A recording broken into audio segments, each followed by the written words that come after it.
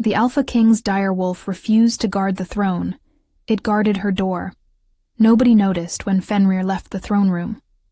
That was the remarkable thing, the detail that Sarah would turn over in her mind for weeks afterward. The fact that a creature the size of a warhorse, a beast whose silver-gray fur had been woven into the kingdom's royal crest for 200 years, had simply risen from his place at the foot of the throne and padded away through the great stone corridors without a single guard thinking to stop him. He had always been there.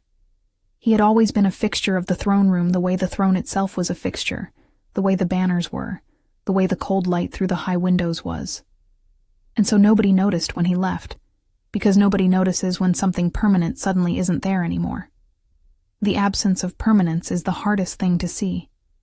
Sarah noticed because she had been scrubbing the corridor outside the servants' eastern entrance when she heard the sound of enormous paws on stone, a measured, deliberate rhythm that did not belong to any horse she had ever tended, and she had turned with her bucket still in her hands to find the direwolf standing 10 feet away, watching her with eyes the color of winter moonlight. She had gone completely still. Every servant in the castle knew the stories. Fenrir had been the companion of Alpha Kings since the founding. He had never injured a servant, but he had never particularly acknowledged one, either. He moved through the castle as though humans were furniture, present but irrelevant, obstacles to navigate, rather than creatures to engage with. And yet, he was standing in the eastern corridor on a Tuesday morning, watching Sarah scrub the floor with an expression that she could only describe, ridiculously, as interested. "Hello?" she had said, because she did not know what else to say, and because panic had stripped her of anything more sophisticated. The direwolf had held her gaze for a long moment, then turned and walked down the corridor in the direction of the servants' quarters. He had stopped at the far end and looked back at her. Sarah had followed him because it had seemed like the only reasonable response to an unreasonable situation. He had led her all the way to the narrow door of her room, the smallest room in the smallest corridor of the servants' wing, a room so far from anything important that the senior servants sometimes forgot it existed when they were assigning cleaning duties, and he had lowered himself onto the stone floor in front of her door, with the slow, deliberate ease of a creature who had made a decision and intended to honor it completely. He had closed his eyes, and that had been that. She had stood there for a full minute trying to understand what was happening. Then she had gone back to her scrubbing, because she had not known what else to do, and because the senior housekeeper, Marta, would be furious if the eastern corridor was not finished before the morning meal, and Marta's fury was a far more immediate concern than the inexplicable behavior of a legendary supernatural creature.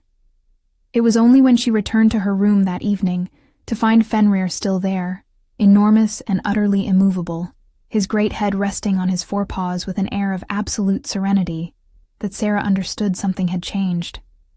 She simply did not yet understand what. The castle found out by the next morning. These things always traveled fast. In enclosed spaces, where people had little to entertain themselves beyond the movements of those more powerful than themselves. By the time Sarah carried her cleaning bucket to the western staircase, she had already been stopped 3 times by other servants, who looked at her with expressions that mixed curiosity with something uncomfortably close to fear. "Is it true?" the youngest kitchen girl had whispered, eyes wide. "Is Fenrir really sleeping outside your door?" Sarah had said yes because lying had always felt like a greater effort than the truth, and had watched the girl back away with the careful steps of someone who was no longer entirely sure what they were dealing with. By mid-morning, the story had reached the senior servants. By afternoon, it had reached the lower nobility. By the time the evening meal was served in the great hall, Sarah had been summoned to see the head steward, a thin, anxious man named Aldrich, who had served 3 Alpha Kings and had the permanently startled expression of someone who had spent his entire career trying to prevent catastrophe. "You are certain you have done nothing to encourage this behavior," Aldrich said, for the 3rd time, as though repetition might eventually produce a different answer. He was looking at her the way people looked at her when they were trying to find the explanation that would make everything make sense again, the way people looked at things that refused to fit into the categories they had prepared for. Them. Sarah was easy to categorize. She was a servant of no family and no particular skill, not beautiful enough to attract dangerous attention, not clever enough to rise through the ranks, not troublesome enough to be dismissed. She was the kind of person who existed in castles without being truly seen by them, moving through the spaces between important things, present but peripheral. She was not the kind of person who attracted the attention of sacred animals. "I have done nothing," she said. "I went to my room and he was there."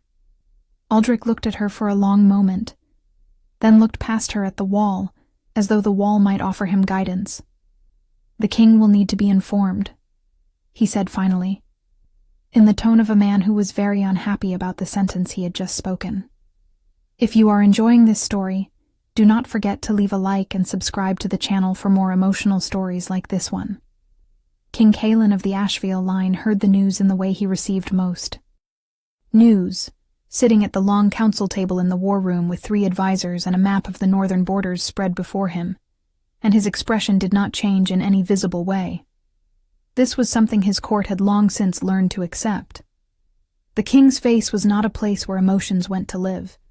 It was a carefully maintained surface, smooth and impenetrable, the kind of face that had been trained over a lifetime to reveal nothing that could be used against its owner. He was 32, years old and had been Alpha King since 17, and in those 15 years he had learned that every visible feeling was a potential weapon in someone else's hands. So he had simply stopped showing them. He was not, by nature, a cruel man. He was, by necessity, an unreadable one. He listened to Aldrich's account of Fenrir's behavior without interruption, asked 2 precise questions about the servant's background and tenure, and then said, in a voice that gave nothing away, "Bring her to the throne room tomorrow morning. I will speak with her." Aldrich bowed and retreated with the visible relief of a man who had successfully transferred a problem to someone better equipped to handle it. Caelan waited until the room was empty before he stood and walked to the narrow window that overlooked the eastern courtyard. He pressed one hand flat against the cold stone of the wall, and he thought about the mark on the inside of his left wrist, the wolf mark that every Alpha King was born with. That ancient symbol that the old stories said would burn when a king's true mate stood within his sphere. It had not burned in 15 years of rulership. It had not burned when his advisors had presented him with 7 daughters of noble houses. It had not burned when Lady Isolde of the Greyvein line had walked into his throne room 6 months ago, with her ivory gown and her copper hair and her devastating political acumen. The mark had been silent for so long that Caelan had quietly stopped, believing the old stories were anything more than stories. He had been preparing himself to choose a queen on the basis of political necessity and nothing more, which was, he had decided, the only rational approach available to a man in his position. And then his direwolf had abandoned the throne. Fenrir had never left his post without Caelan's command. Not once in 15 years. Not in the middle of sieges. Not during the 3 days of grief after Caelan's mother had died. Not when the castle had burned in the winter uprising, and the smoke had been so thick in the throne room that the guards had fled. Fenrir had stayed. Fenrir always stayed. Until now. Caelan stood at the window for a long time after Aldrich left, his hand flat against the stone, and tried very hard to feel nothing at all about what this might mean. Sarah spent that night unable to sleep. She lay on her narrow bed and listened to the sound of Fenrir's breathing through the thin wood of her door, a slow and steady rhythm like distant ocean waves, and tried to prepare herself for whatever came next. She was not, by nature, a person who panicked. She had grown up in this castle learning to be calm, because calm was the only resource available to her. When she was 7, a senior servant had spilled a full bucket of wash water on her only set of clothes and laughed while Sarah stood shivering and humiliated in the corridor. She had not cried. She had wrung out her clothes and hung them near the kitchen fire, and gone back to her duties in damp wool without saying a word, because crying would have cost her something she could not afford to spend. She had been building that kind of composure her whole life, the ability to take things that hurt and smooth them down until they fit inside the container she carried them in. It was not the same as not feeling. It was the art of feeling things quietly. But tonight composure was harder to find than usual. Being summoned to the throne room was not a small thing. Servants were not summoned to throne rooms unless something had gone wrong, and while Sarah had done nothing wrong in any way she could identify, she was intelligent enough to know that innocence was not always protection. She had spent 18 years in this castle watching people with less power than her get blamed for things that were not their fault, and she had spent those same years being very careful never to attract the kind of attention that made such things happen to her. She had been invisible by design. Invisible was safe. Invisible meant nobody noticed you enough to need a reason to hurt you. And now, through absolutely no action of her own, she had become visible. The Direwolf of the Alpha King was sleeping outside her door. Half the castle already knew her name. By tomorrow morning, all of it would. She turned onto her side and looked at the door, at the thin line of dim light at its base, and said quietly, "I do not know what you want from me." There was a soft sound from the other side of the door, not quite a whine, not quite a sigh, something in between. A sound of acknowledgement, perhaps, a sound of patience, as if the creature on the other side of that door had all the time in the world and intended to use every moment of it. "I am nobody," she told him. "I have no wolf. I have no family. I have no bloodline that anyone has ever been able to trace. I am the wrong person for whatever you think this is." The breathing on the other side continued, slow and steady, and completely unbothered by her logic. Sarah pulled her blanket up to her chin and closed her eyes and thought about the mark she had carried since birth, the strange spiraling mark on the inside of her right wrist that the old healer who had raised her had always called a birthmark, but had never been entirely comfortable discussing. She thought about the way it had started to feel warm in the past few days. Not painful, not alarming, just warm, the way skin feels when it has been held in a gentle hand. She had told herself it was nothing. She was very good at telling herself things were nothing. The throne room of Ashvale Castle was designed to be overwhelming. That was its entire purpose, to make the person standing before the throne feel the full weight of the power assembled above them. The ceiling rose 40 feet into vaulted shadows. The floor was polished black stone that reflected the torchlight in shifting patterns. The throne itself was carved from a single piece of mountain ash, pale and ancient, flanked by banners bearing the wolf and moon crest of the Ashvale line in silver thread on black cloth. Sarah had cleaned this room twice a month for 18 years, and had never once felt comfortable in it. She stood before it now in her cleanest uniform, her dark hair pinned back from her face, her hands clasped before her to prevent them from shaking, and she looked at the man on the throne and tried to remember how to breathe. King Kalin was not what she had expected. This was her first real sight of him up close. Servants did not look directly at the king as a matter of protocol, and in 18 years she had caught only glimpses. He was taller than she had registered, broad through the shoulders, dark-haired, with the kind of face that had been made by difficulty and kept by discipline.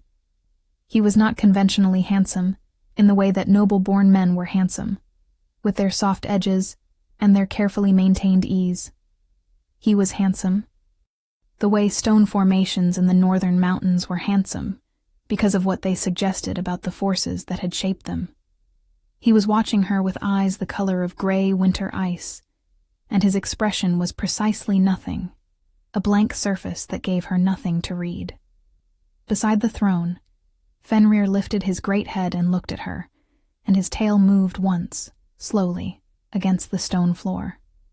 "You are Sarah," the king said. It was not a question. His voice was even and low, the kind a voice that did not need to rise to command attention. "You have been in service at this castle for how long?" It was barely a question either, more of a confirmation check, but she answered it. 18 years, Your Majesty, since I was brought here as an infant. Something shifted, barely perceptibly in his expression. You were found on the northern border. Again, confirmation rather than inquiry. He had already been briefed. Yes, Your Majesty. I am told I was perhaps 2 or 3 months old.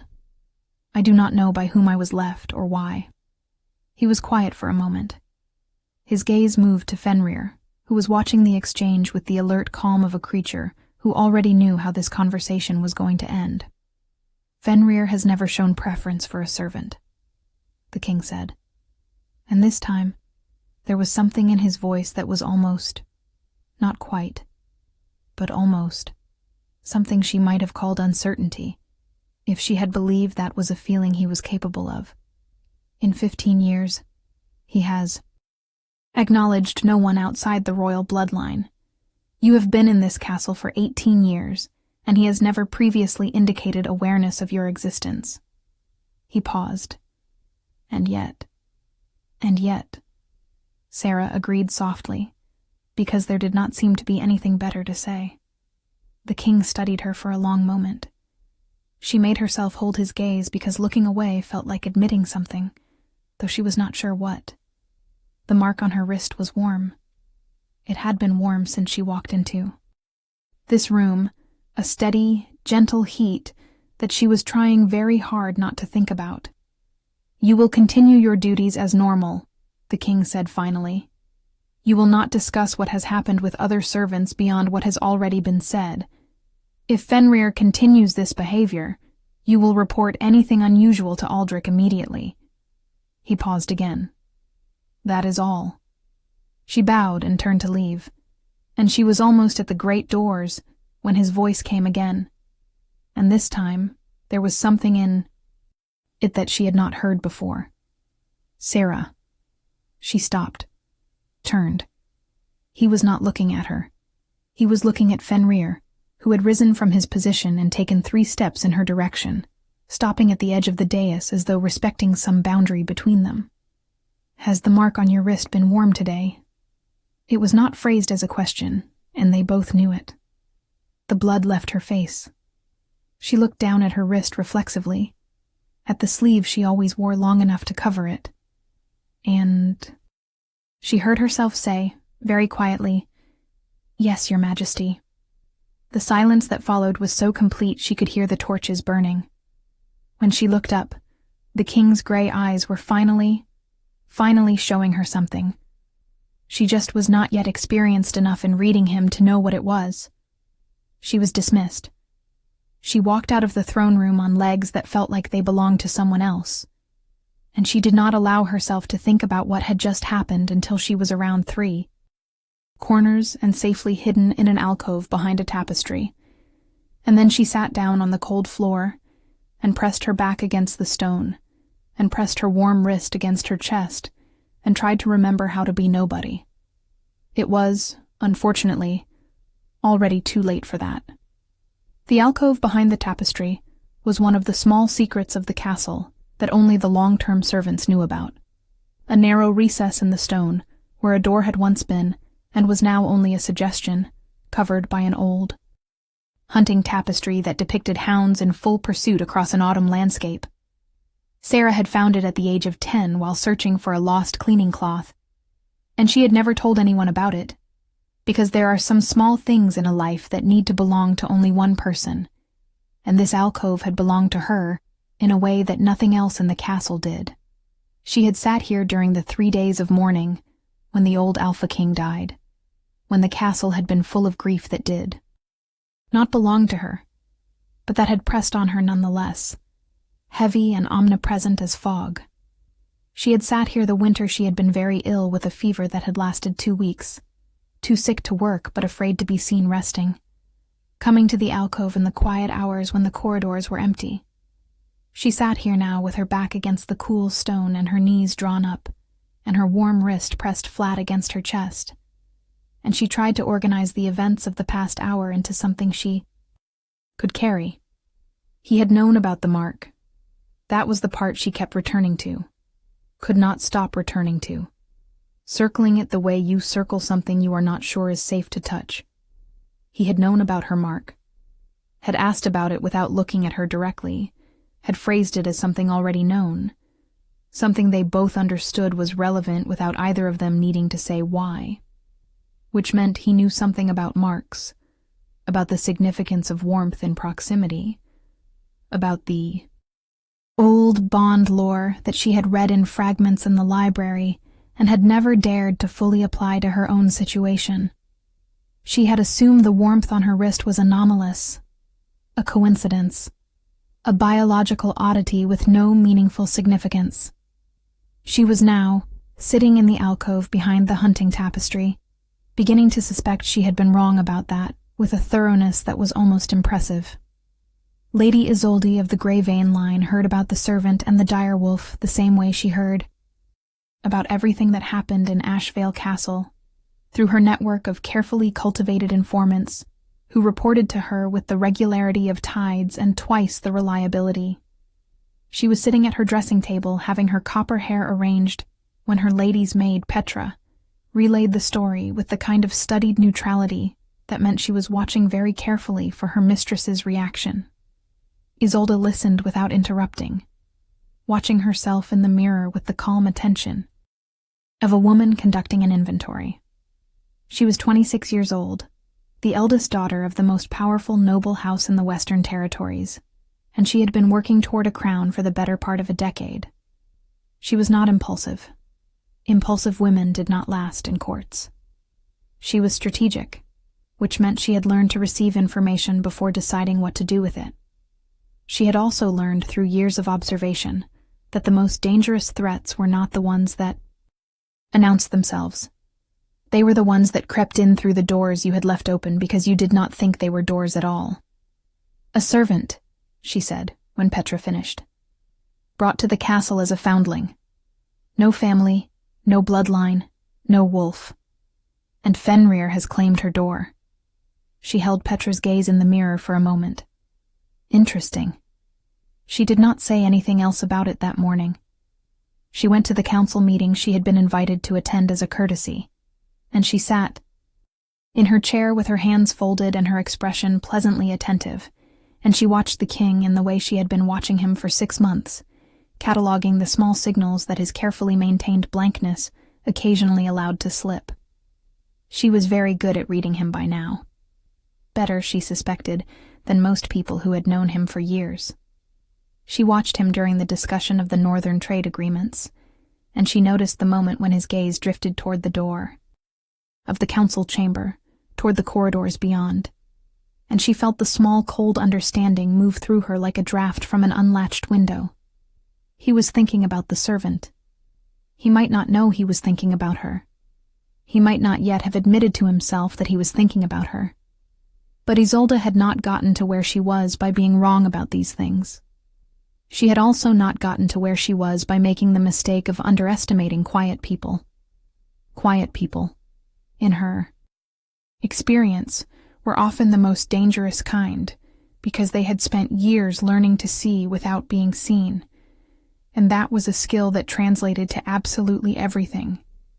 She smiled at the council meeting and said all the right things, and left with her plans already quietly rearranging themselves around this new piece of information. A servant with no bloodline and no wolf was not a threat. A servant who had captured the attention of the king's sacred animal, and therefore, whether either of them understood it yet or not, the attention of the king himself, was a different matter entirely. Isolde was not a woman who ignored threats. She was a woman who addressed them early, carefully, and with a smile. What do you think will happen next? Leave your predictions in the comments below. The week that followed was the strangest week of Sarah's life, which was saying something for a woman whose life had already included finding a legendary wolf on her doorstep. Fenrir did not return to the throne room. He stayed in the servants' corridor, leaving only to accompany Sarah on her cleaning rounds, which he did with a patience and a sense of purpose that she found both touching and deeply inconvenient, because it was very difficult to scrub floors while a creature the size of a small house watched your every movement with the focused attention of a creature who had decided you were important. The other servants had stopped looking at her strangely and had started avoiding her entirely, which in some ways was easier and in other ways was worse, because she had never had many connections in this castle, and she had valued even the peripheral ones, even the exchanged glances and the small shared complaints that had made the long workdays feel less solitary. The only person who did not avoid her was a young stable hand named Orrin, a cheerful, freckled boy of about 20, who had apparently decided that proximity to a creature of supernatural significance was worth the social risk of being seen with her. He brought her extra bread from the kitchen sometimes, and asked questions about Fenrir with the transparent excitement of someone who had not yet learned to be afraid of things that did not fit into neat categories. "Do you think he understands what we say?" Orrin asked one morning, watching Fenrir watch Sarah sweep the northern courtyard.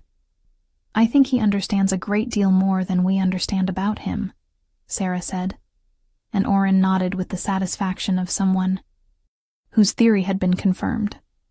She saw the king twice more that week. The first time was in the upper corridor outside the great hall, where she was replacing the candles in the wall sconces, and he was passing with 2 of his advisors, and he stopped walking. He did not speak. He looked at her for the space of 5 heartbeats, and in those 5 heartbeats, she felt the mark on her wrist move from warm to something close to hot, and she watched his jaw set in that particular way that she was beginning to recognize as his version of visible emotion, and then he walked on. His advisors did not appear to notice the pause. Fenrir, who had been sitting beside her with his great head level with her shoulder, made a sound low in his throat that she had not heard before, something between satisfaction and amusement, which should not have been a sound a wolf could make, but which she was beginning to understand was the kind of constraint that did not apply to Fenrir. The second time was in the library, where she went on her 2 free hours each week to read whatever she could find on the shelves that the scholars had left behind, and the nobility had not bothered to take away with them. She had been doing this for years.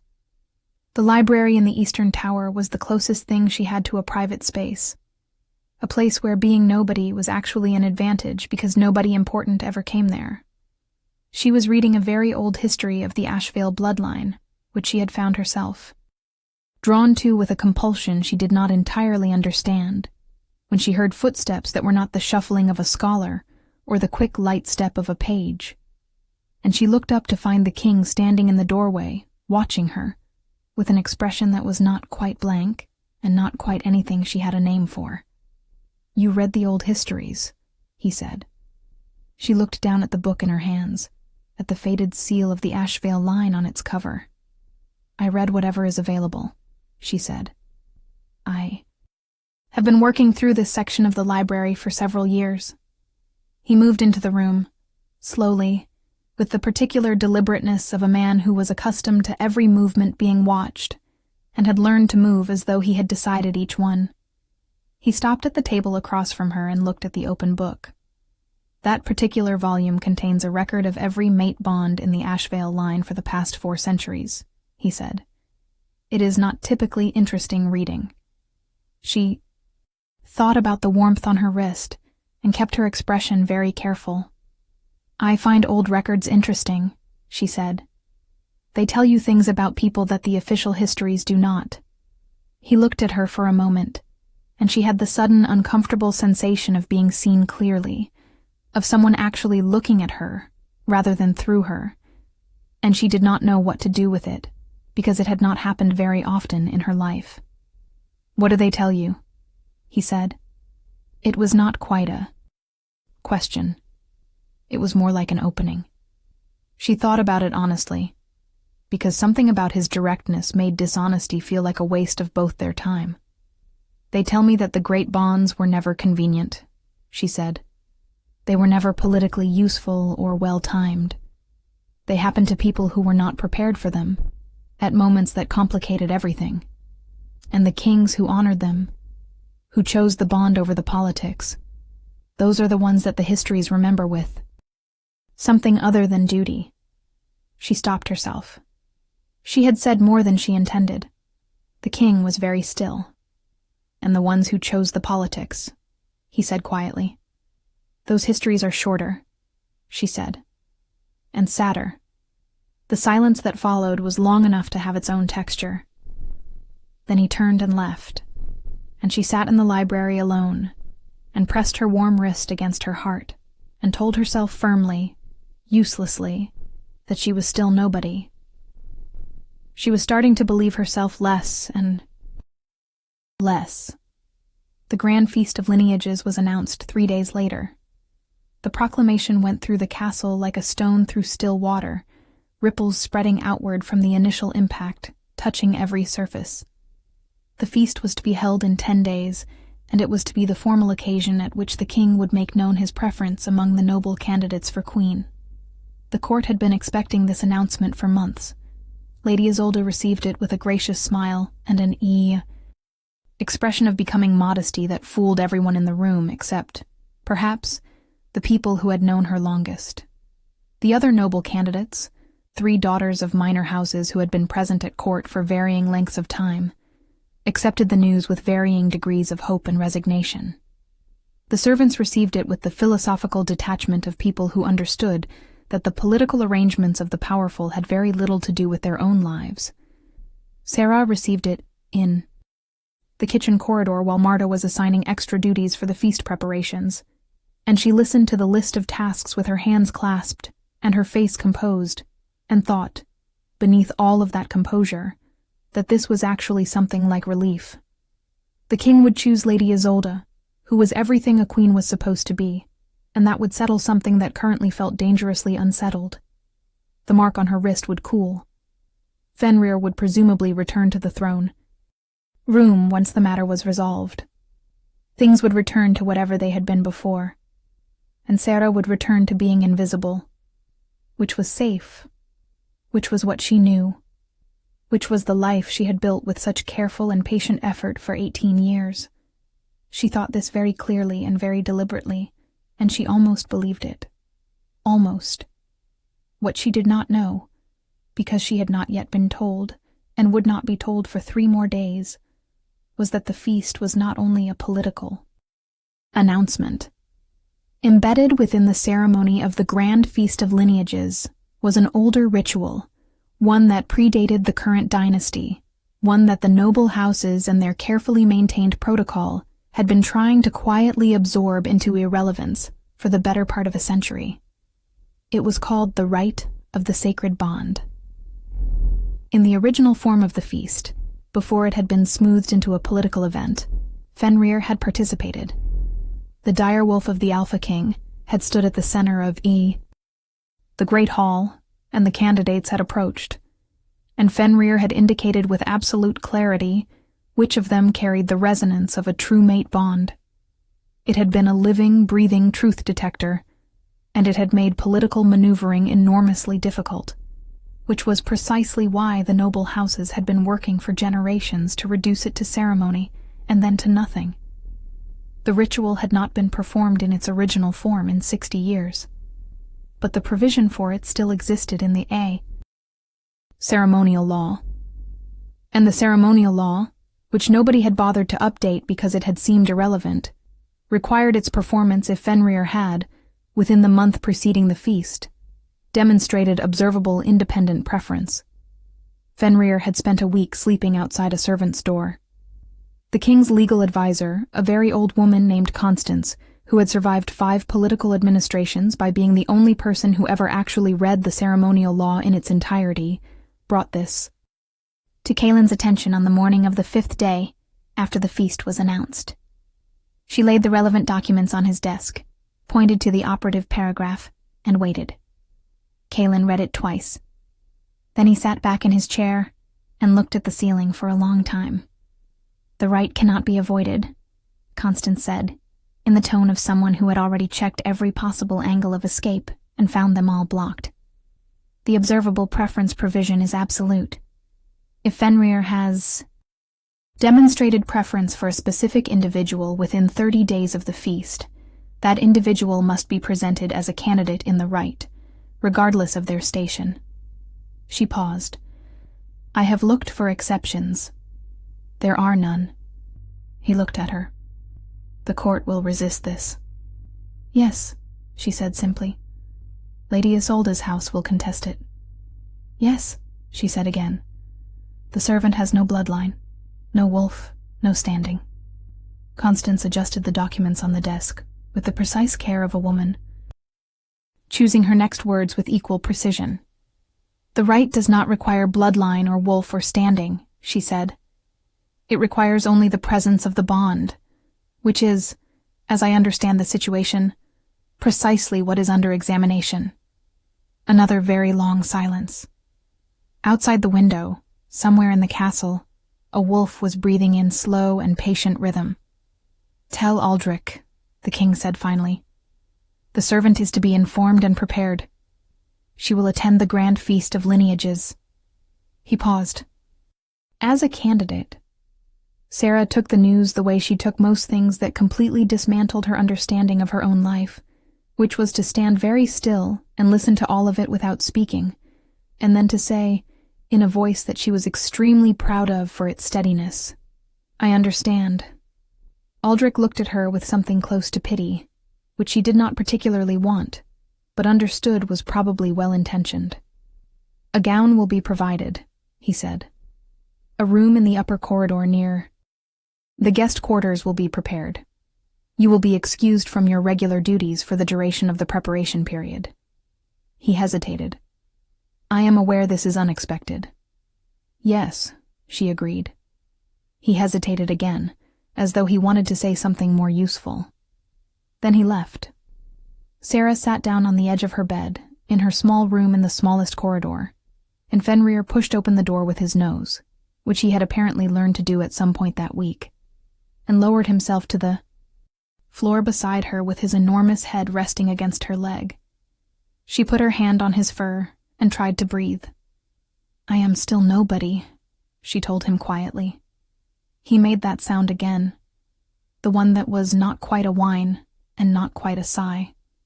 She was beginning to think it meant something like, not for much longer.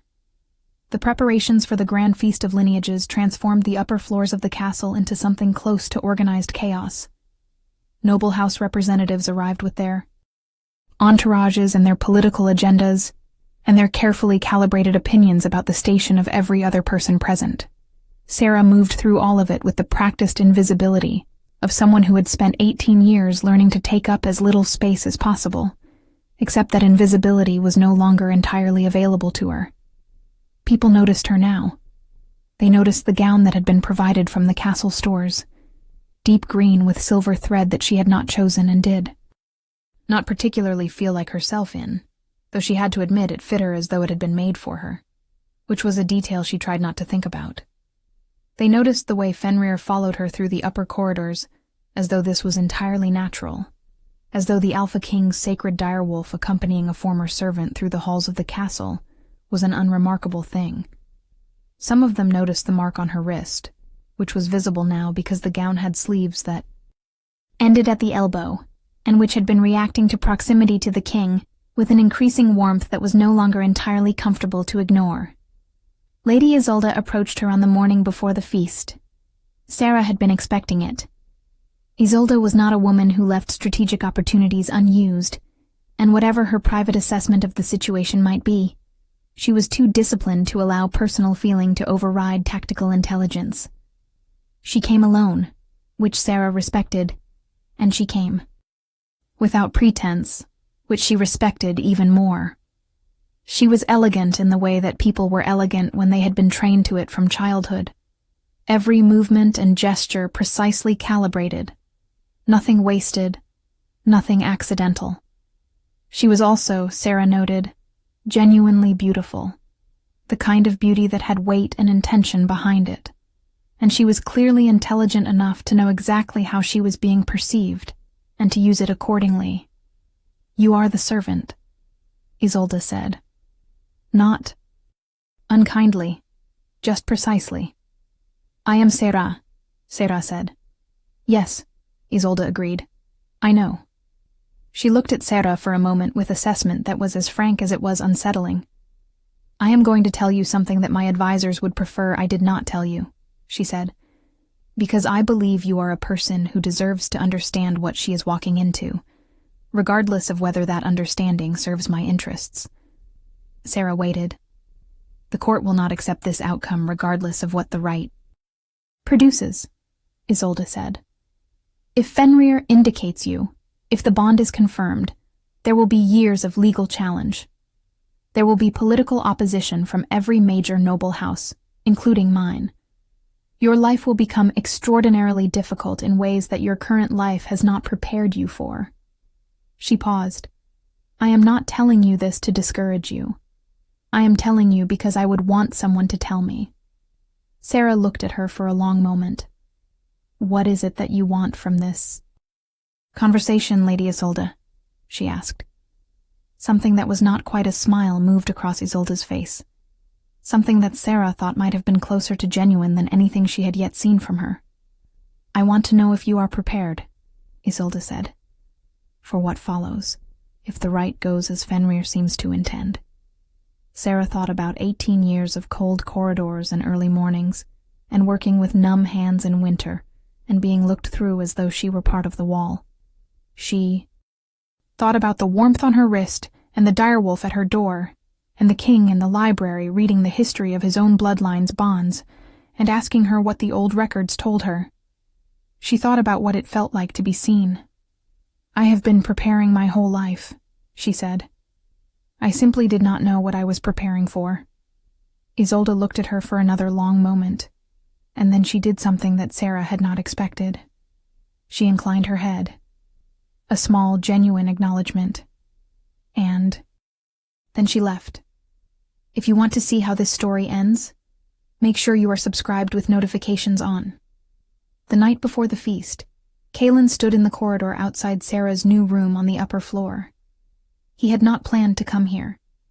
He had, in fact, spent considerable energy that evening attending to other things, reviewing trade documents and receiving a delegation from the northern border, and speaking with his war council about the continuing situation at the Eastern Pass, all of which were legitimate and pressing matters that absolutely required his attention, and none of which had stopped his feet from eventually carrying him here. He stood in the corridor outside her door in the dark, and felt the mark on his wrist burning with a steady heat that was entirely different from anything he had felt in 15 years of wearing it.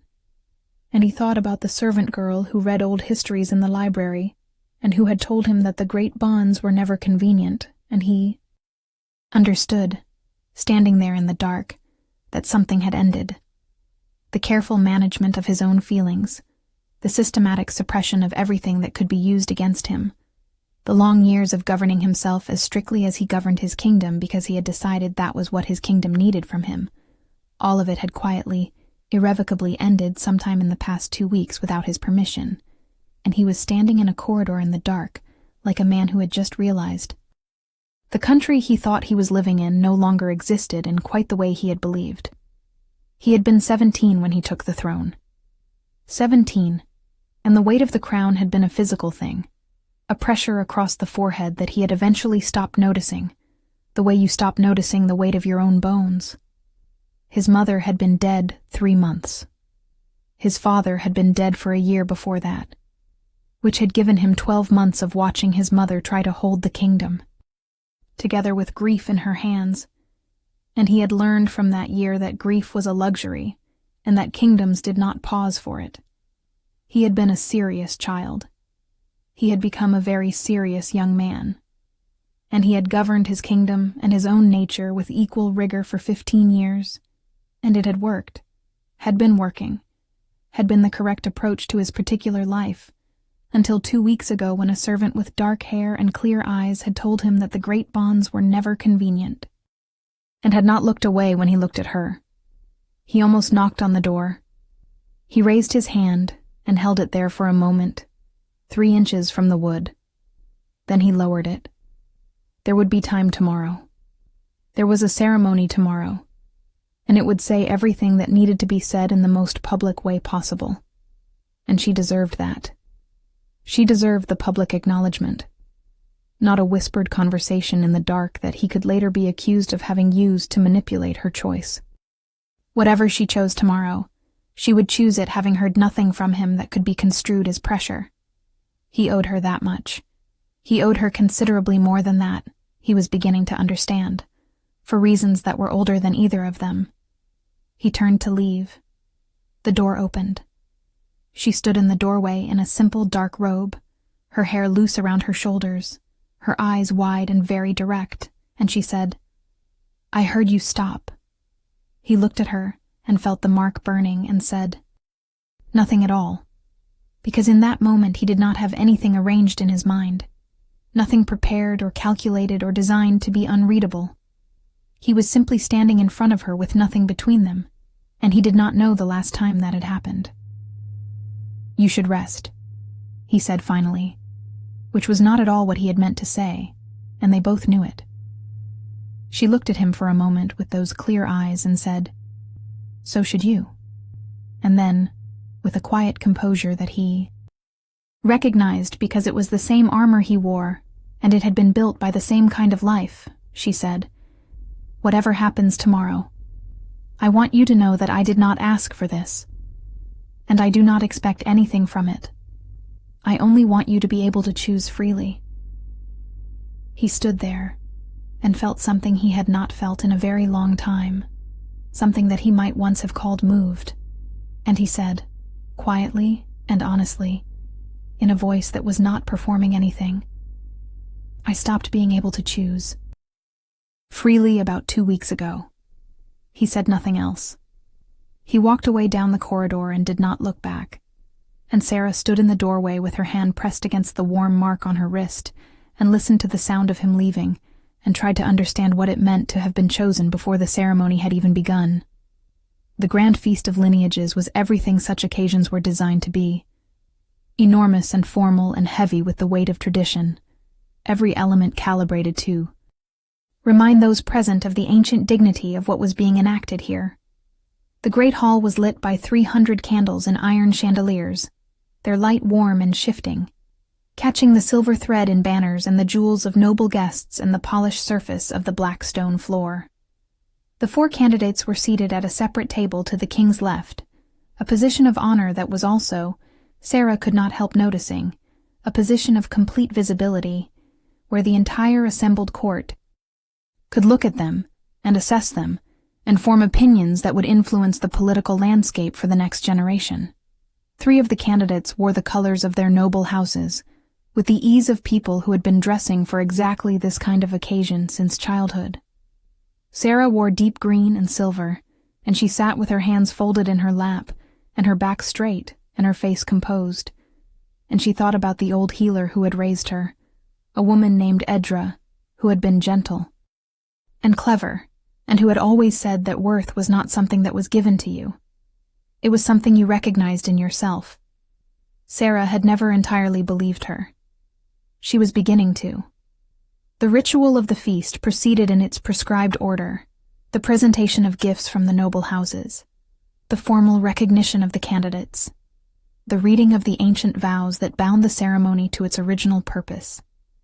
Kalen sat on the dais through all of it, with his face arranged in the careful blankness that Sarah had come to recognize as its own kind of communication, and she caught his gaze twice across the length of the hall, and both times something moved in those gray eyes that she thought the rest of the court probably could not read. She was beginning to think she was one of the few people who could. She was beginning to think that was not an accident. Then the herald called for the rite of the sacred bond, and the great hall went very quiet. There was a quality to that silence that Sarah had not anticipated. It was not merely the silence of a room full of people stopping to listen. It was the silence of something older than protocol asserting itself, of an ancient truth pressing upward through the careful layers of civilized arrangement that had been built over it, and it made the air in the great hall feel different, heavier, and more electric, like the air before a storm that has been building for a long time. The herald read the provision of the ceremonial law in a clear, carrying voice, and Sarah watched the faces of the noble representatives shift through surprise and displeasure and carefully managed outrage, and she thought that Lady Isolde had been exactly right about what would follow if this went the way it seemed to be going. and she thought that she had been building herself for this her whole life without knowing it. And she thought about Edra telling her that worth was something you recognized in yourself, and she breathed. Fenrir entered the great hall from the throne room passage, and the silence deepened. He was magnificent in the candlelight, his silver-gray fur catching the warm gold of the flames and turning it into something ancient and cold and absolutely certain. He moved to the center of the hall and stood there, and the 4 candidates were brought forward to stand in a line before him, and the court watched with the held breath of an audience who knew they were witnessing something that would be described in histories they would never read.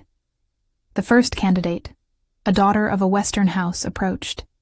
Fenrir regarded her with the polite indifference of a creature acknowledging the existence of something irrelevant to its purpose. The second candidate, a daughter of the Northern Alliance, received the same. The third, a minor noble whose hope had been evident all week and whose disappointment was now equally evident, stepped back from Fenrir's calm disregard, with her eyes bright and her chin very high, and Sarah felt a quiet and genuine admiration for the dignity of that. Then Lady Isolde stepped forward. She was composed and graceful, and entirely herself, and she met Fenrir's winter moon gaze without flinching, and Fenrir looked at her for a long moment with something that was not indifference, something that was closer to recognition, the recognition of an equal intelligence meeting another across a space it did not intend to cross. He inclined his head to her, just slightly, just enough, not an indication, an acknowledgement.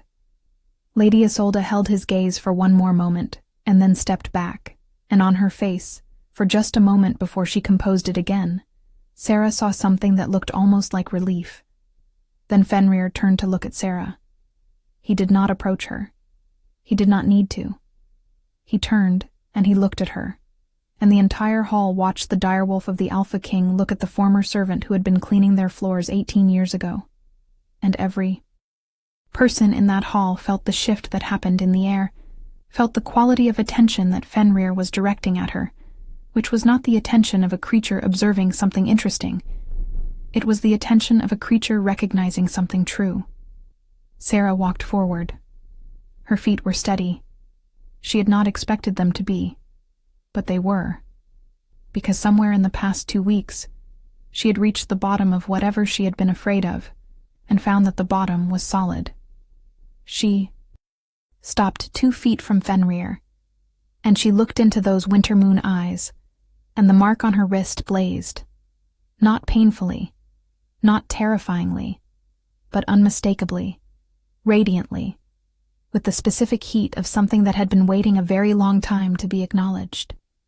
Fenrir pressed his forehead against her chest, gently, the way he had pressed it against no one else in 2 centuries of recorded history, and the great hall made a sound that was not quite a gasp and not quite a breath, and Sarah put her hand on his great head and stood in the candlelight and felt, for the first time in her life, precisely where she was supposed to be.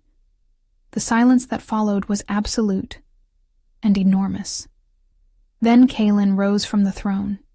He stepped down from the dais with the measured, deliberate step of a man who had made his decision so completely that the walking of it was simply the physical expression of something already entirely resolved.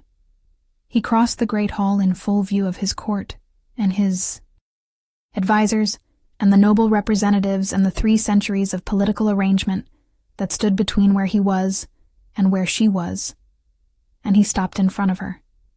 She looked up at him. He was not using his blank face. He had, she thought, simply stopped carrying it, left it somewhere behind him on the dais with the political necessity that had made it necessary, and what she was looking at now was simply his face, the face of a man who had spent 15 years alone with a kingdom and a sacred wolf and the weight of a mark that had never burned until 2 weeks ago. "Sarah," he said, and her name in his voice was nothing like her name had ever sounded before. It had weight and warmth and the quality of something deliberate, something chosen. "I know you said you expected nothing." He paused. "I need you to understand that I am not standing here because of ceremony or law, or what the right has indicated. Another pause, and in it she could hear the entire court holding its breath. I am standing here because of you, because of what you said in the library, because of the way you looked at me in the throne room like you were not afraid of what you might see, because in 15 years, nothing in my life has felt like it fit until 2 weeks ago, when my wolf made a decision that I was apparently too much of a fool to make on my own. Something in her face moved, something she could not entirely control, a warmth that was more than the mark on her wrist. You are not. Nobody, he said quietly, and it was the most precisely targeted thing anyone had ever said to her, landing exactly on the thing she had been telling herself for 18 years, landing on it with the gentle certainty of a person who knew what it was because he had seen it clearly. You never were. She looked at him for a long moment in the candlelight, in the enormous held silence of the court, and she said, I know. And she smiled at him, and it was the smile of a woman who had just recognized something in herself, and he looked at her like she was a thing he had been reading about in old histories for years, and had finally found in the world. He took her hand. The mark on his wrist and the mark on hers blazed together, warm and certain and undeniable, and every person in that hall who was watching could see the light of it, soft and silver like moonlight through winter branches, a bond older than the dynasty and truer than any political arrangement that had ever been built. Over it. The court was not silent anymore. It was loud with the particular complicated noise of people whose world had just been rearranged, some of it opposition, and some of it wonder, and some of it the sound that people make when they see a thing that is true, and cannot find it in themselves to deny it. Kaelin did not let go of her hand. He turned to face his court with her beside him, and for the first time in 15 years, the face he showed them was not blank. It was certain. There was a difference. In the weeks and months and years that followed, the opposition came exactly as Lady Isolde had predicted.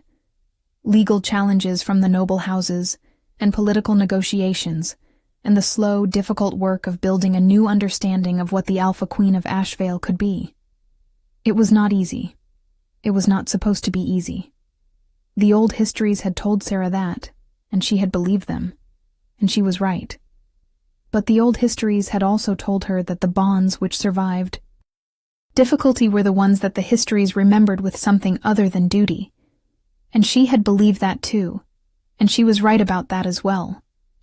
There were councils at which she was challenged in ways that were designed to be humiliating, noble voices asking questions about her lineage and her standing with tones that meant the questions as weapons. She answered them the way she had answered everything difficult in her life, with steadiness and precision and the particular kind of patience that belongs to people who have been building themselves from the ground up without assistance. The mark on her wrist, which had blazed during the ceremony, settled into a warmth that was constant and low and entirely hers. And she found that in the difficult moments, in the meetings and the formal audiences and the quiet battles of protocol and precedent, she could press her wrist against the fabric of her gown and feel it there. Not burning, not urgent, just present, just certain, like a compass that always knew which way was home. Lady Isolde managed the transition of her own position with a grace that Sarah thought privately was the most impressive political performance she had ever witnessed.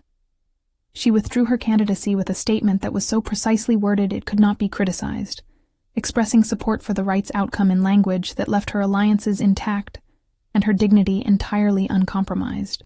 She remained at court as a political advisor, which was a role she inhabited with a competence that Kaelin relied on openly and Sarah came to appreciate genuinely.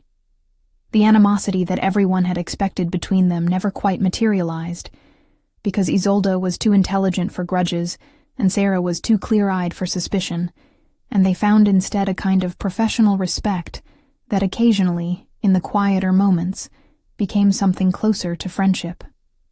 You were prepared, Isolde said to her once, several months after the ceremony, in the high garden where they had taken to walking on the days when the court was particularly exhausting. I saw it the morning I spoke to you. I asked if you were prepared, and you were. Sarah looked at the garden around her, at the formal paths and the ancient stone walls, and the sky above them that was the same sky it had always been, familiar and vast. "I was prepared to be nobody," she said. It turns out that was the same preparation. Isolde looked at her with the expression of someone revising a calculation in real time. "Yes," she said after a moment. "I think it was."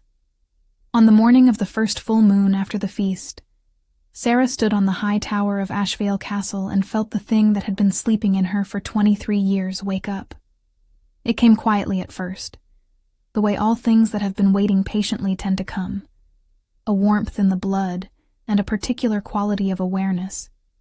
The world becoming more present and more vivid and more itself around her. Every smell sharpened. Every sound resolved into detail. The night air tasted of pine and cold stone and distant water, and below her in the castle courtyard, she could hear the breathing of the guards at the gate, could hear the particular rhythm that meant one of them was about to change his weight from one foot to the other before he did it.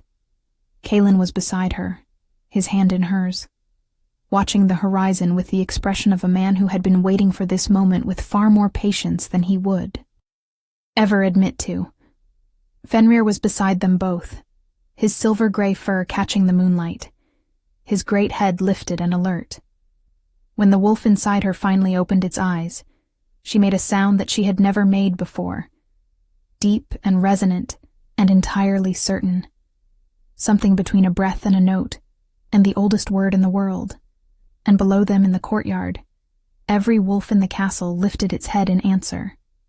The sound rose from the courtyard like something that had been waiting to happen, a chorus of recognition that moved through the night air and out over the territory and away toward the mountains.